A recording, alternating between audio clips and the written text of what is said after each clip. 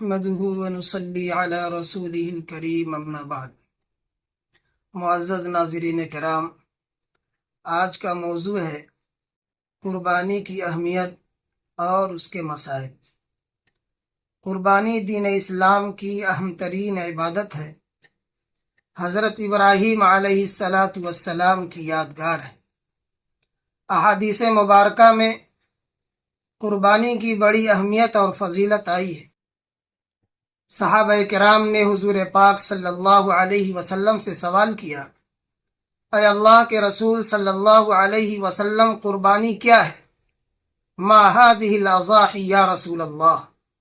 حضور پاک صلی اللہ علیہ وسلم نے جواب دیا، سنت ابیکم ابراہیم، یہ قربانی تمہارے باپ حضرت ابراہیم علیہ السلام کی یادگار ہے۔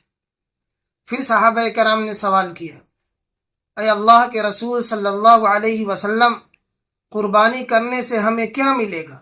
ما لنا فیہا یا رسول اللہ۔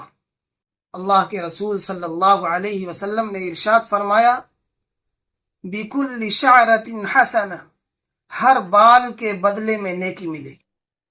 قربانی کرنے والا جب قربانی کرتا ہے تو جانور کے جسم پر جتنا بال ہوتا ہے اتنی نیکی اسے ملتی ہے۔ جانور کے جسم کے بال کا گننا اور شمار کرنا یہ ناممکن ہے، تو بہت زیادہ نیکیاں قربانی کرنے والے کو ملتی۔ ایک دوسری حدیث شریف ہے، حضور پاک صلی اللہ علیہ وسلم نے ارشاد فرمایا، قربانی کے دنوں میں خون بہانے سے زیادہ پسندیدہ کوئی عمل اللہ تبارک و تعالیٰ کے ہاں نہیں ہے۔ اور جو جانور قربانی کرنے والا قربان کرتا ہے، کل قیامت کے دن وہ جانور اپنی سینگوں کے ساتھ، اپنے بالوں کے ساتھ اور اپنی کھروں کے ساتھ آئے گا۔ اور جب قربانی کرنے والا قربانی کرتا ہے، جانور کا خون ابھی زمین پر نہیں گرتا کہ اس سے پہلے اللہ تبارک و تعالیٰ کے یہاں وہ مقبول ہو جائے۔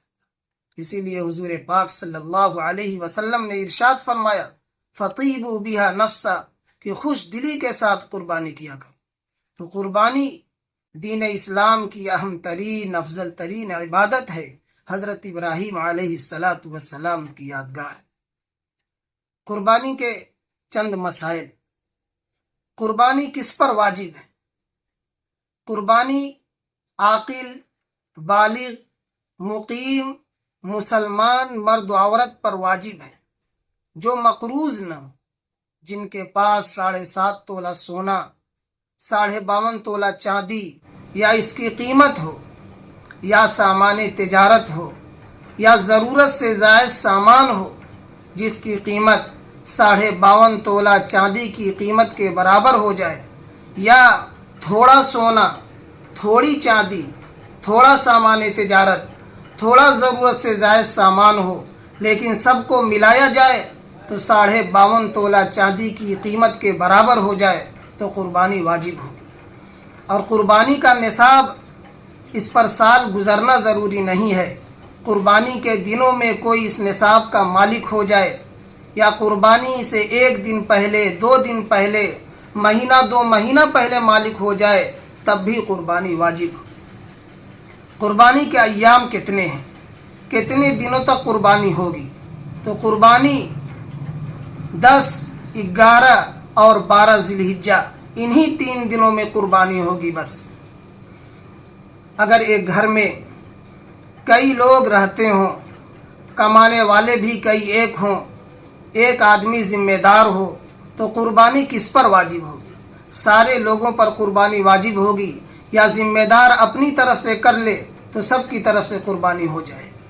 تو اگر ایک گھر میں کئی لوگ کمانے والے ہوں، ایک آدمی ذمہ دار ہو، تو جتنے لوگ نصاب کے مالک ہوں گے سب پر الگ الگ قربانی واجب ہوگی، خواہ مرد ہوں یا عورت ہو۔ اور اگر کوئی قربانی نہیں کر سکا، کئی سالوں کی قربانی اس کے ذمے میں ہے، تو وہ کیا کرے گا؟ اگر کوئی شخص کئی سالوں تک قربانی نہیں کر سکا تو اس کی تلافی کی صورت یہ ہے کہ ایک متوسط جانور کی قیمت صدقہ کرے، یا ایک بڑے جانور کے 7ویں حصے کی قیمت صدقہ کر دے، تو اس کی بھی گنجائش ہے۔ بڑے جانور میں کتنے لوگ حصہ لے سکتے ہیں؟ بڑے جانور میں 7 لوگ حصہ لے سکتے ہیں، لیکن اس کا خیال رکھنا بہت ضروری ہے کہ سارے لوگ ثواب کی نیت سے اس میں شریک ہوں۔ اگر کوئی شریک گوشت کی نیت سے شریک ہوگا تو کسی کی قربانی نہیں۔